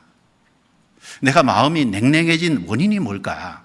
그 주님의 말씀을 듣고 주님의 십자가를 묵상하고 그 주님이 우리에게 주신 소망을 생각하면 마음이 벅차고 감동 감화가 돼야 되는데, 말씀을 들어 있어도 더 이상 감동 감화가 없고 주님을 향한 찬송이 언제부턴가 그치고 뭔가 마음속에 그리고 삶 속에 불평불만이 계속되고, 원인이 뭐냐 그 말이에요. 원인이 뭐냐 생각을 해야 됩니다. 특별히 어떤 죄가 들어와 있을 수 있을 거예요. 또 어떤 경우는 우상 숭배 쪽으로, 꼭 어떤 우상을 섬긴다는 것보다 하나님보다 더 사랑하는 뭔가 마음속에 들어와 있을 수도 있습니다. 뭔가 마음속에, 탐심은 우상 숭배라고 그랬잖아요. 뭔가 주님이 아닌 다른 것이 내 마음을 꽉 붙잡고 있을 수도 있습니다. 아니면 내가 정말 하나님께 순종해야 될 그 시점에서 주님의 말씀을 거스리고 불순종의 자리에 내가 들어간 경우도 있을 거예요. 자기만이 알 겁니다. 순종해야 될 때 순종하지 않은 것이 있을 수도 있을 거예요. 아니면은요, 주님을 향한 열심히 그쳐서 그냥 왔다 갔다 하다 보니까 이 교회당에 발만 걸쳐놓고 마음은 안 두고 왔다 갔다 하다 보니까 자기도 모르게 습관처럼 돼가지고 마음이 냉랭하게 됐을 수도 있을 겁니다. 어쨌든 간에 원인이 뭔지를 생각하고 회개하라 그랬잖아요. 거기서 정말 돌이켜야 돼요.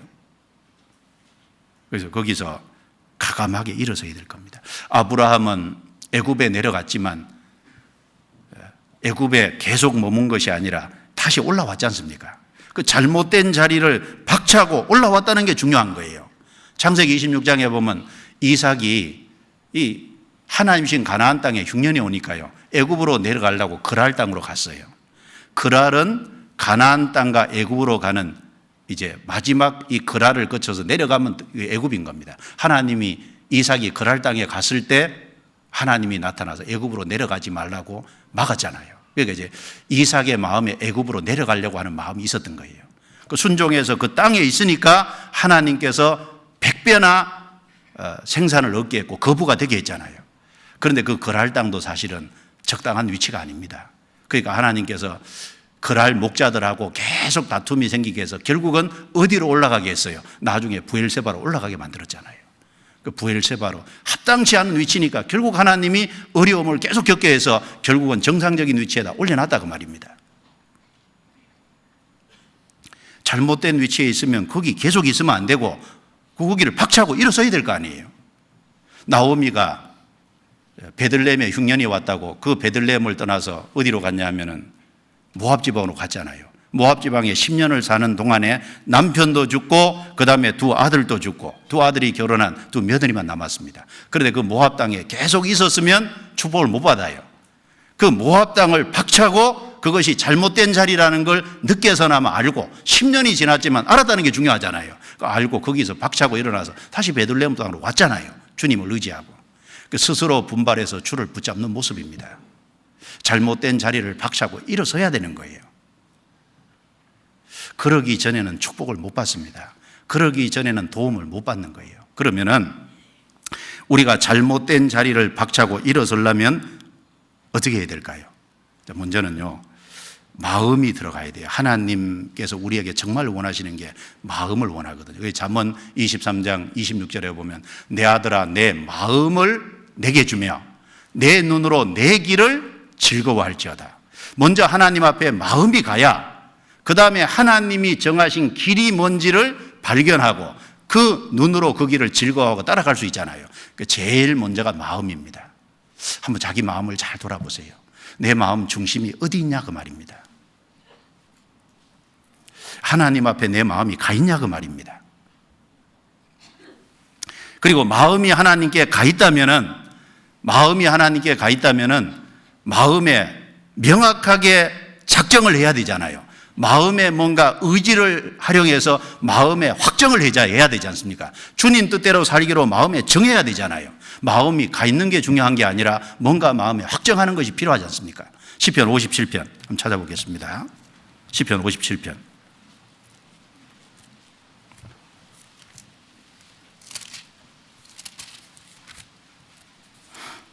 7절 8절입니다. 7절 8절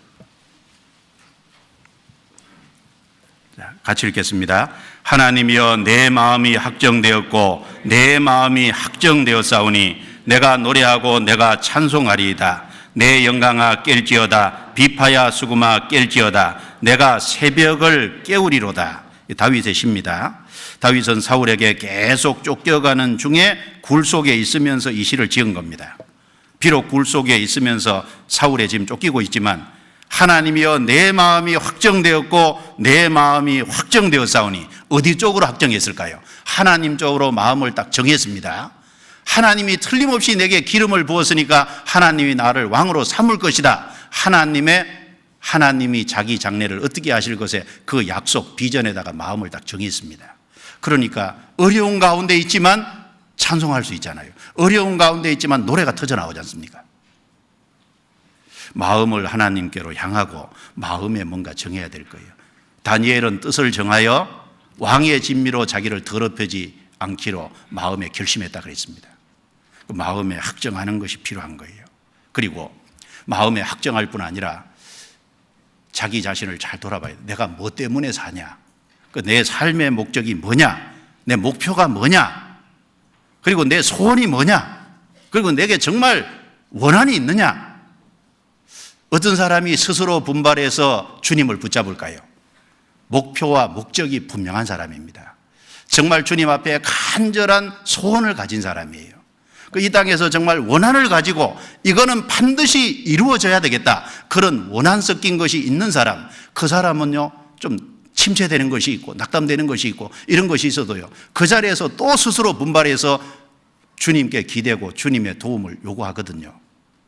그런데 아무 목적이 없는 사람, 아무 목표의식이 없는 사람, 마음에 소원이 없는 사람, 그리고 이 땅에서 정말 주님 앞에서 이루고자 하는 원한이 없는 사람, 그런 사람은요, 침체되면 그냥 침체되는 거예요.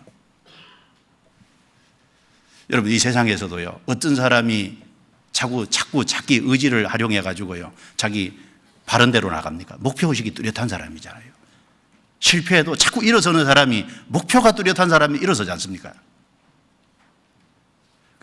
우리가 조용히 한번 심각하게 생각을 해야 됩니다. 깊이 묵상을 하면서 내가 왜 사냐, 세상에. 내 삶의 목적이 뭐냐. 내 목표를 어디다 두고 살 거냐. 내 평생 소원 이것뿐, 주의 일 하다가 주 앞에 서리라. 찬송가에 그렇게 말씀했는데 내 소원은 뭐냐 그 말이죠. 원한이 있는 사람은요, 그 원수 갚으려고 거기에다가 올인하잖아요. 근데 원한 같은 것이 우리 속에 좀 있어야 되겠다. 정말 내 가족들이 마귀에게 붙잡혀가지고 지옥 가면 그 정말 안타까운 일이잖아요. 어쨌든 가족을 건져야 되겠다. 어쨌든 내 주변의 사람 누구누구를 건져야 되겠다. 내가 이 땅에 살면서 주님을 더 알고 주님의 말씀을 더 깊이 묵상하고 내가 주님의 영광을 나타내고 내가 주님께 쓰임받는 것으로 내 인생의 목표를 삼아야 되겠다. 뭔가 분명한 것이 있어야 될 겁니다. 그것이 있는 사람이 스스로 분발해서 주를 붙잡을 거예요. 그리고 스스로 분발해서 주님의 붙잡는 자에게 주님이 주신 축복이 있습니다. 어떤 것이 있을까요? 시편 이사야 64장에 두 가지를 좀 생각할 수 있습니다. 찾아보죠. 잠깐 보겠습니다. 이사야 64장.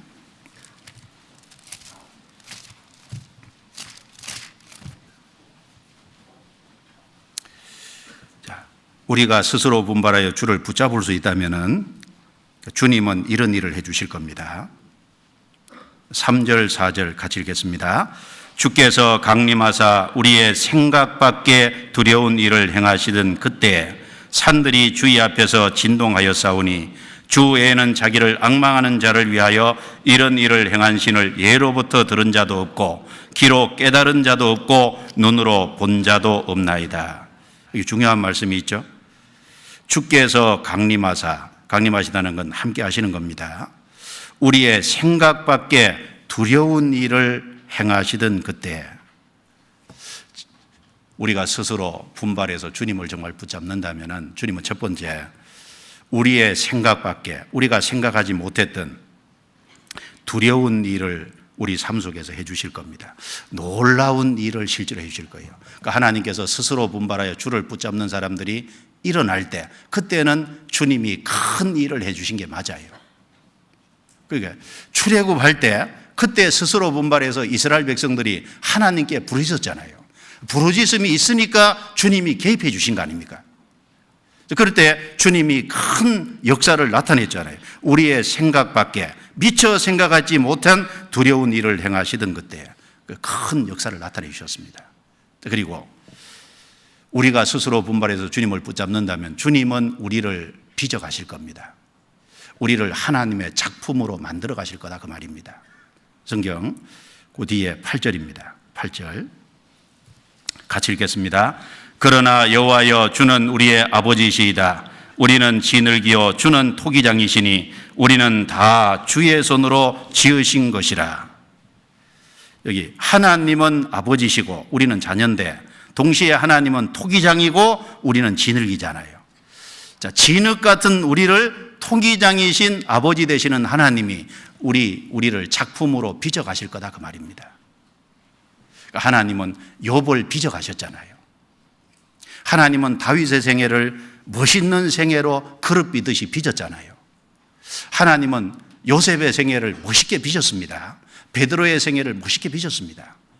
한낱 초라하던 어부인 베드로를 주님은 멋있게 빚으셨잖아요. 그 옛날 욥을 빚고 요셉을 빚고 다윗을 멋있게 빚었던 그 주님께서 구원받은 하나님의 백성과 자녀된 우리는 못 빚으시겠냐, 그 말입니다. 주님이 멋있게 빚어 가실 거예요. 작품으로 만들어 가실 거다, 그 말입니다. 그래서 스스로 분발하여 주를 붙잡는 자가 이 시대는 없었습니다.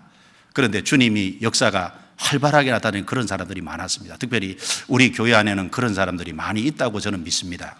왜냐하면 전 세계적으로 복음이 이렇게 활발하게 전해지게 된 것은 스스로 분발해서 정말 목표의식을 갖고 그 목적을 분명히 하고 간절한 소원과 원한을 갖고 정말 낙담됐을 때라도 항상 다시 분기해서 일어나서 주님을 향해서 계속 분발해서 주를 붙잡는 자들이 우리 교회 안에는 많이 있습니다. 많이 있기 때문에 주님이 역사를 나타내 주는 거예요.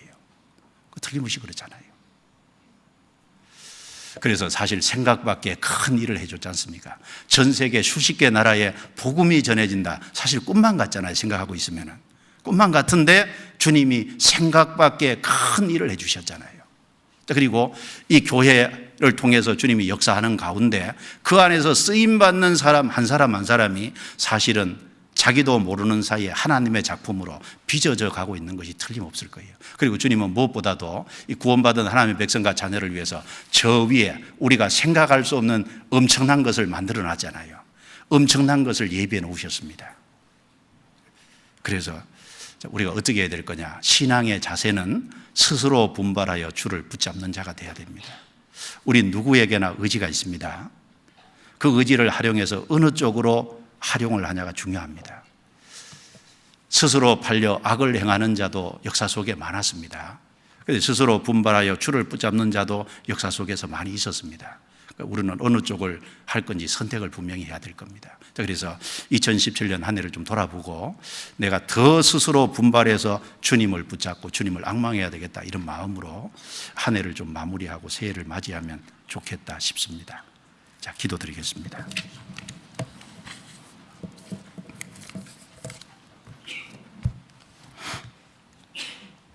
하나님 감사합니다. 진흙 같은 저희를 불러 구원하셔서 토기장이 되신 하나님께서 인생을 아름답게 빚어가심을 믿고 감사합니다. 우리 교회 안에 스스로 분발하여 주를 붙잡는 자들이 많이 일어나도록 도와주시고 역사해 주셨다는 것 또한 감사합니다.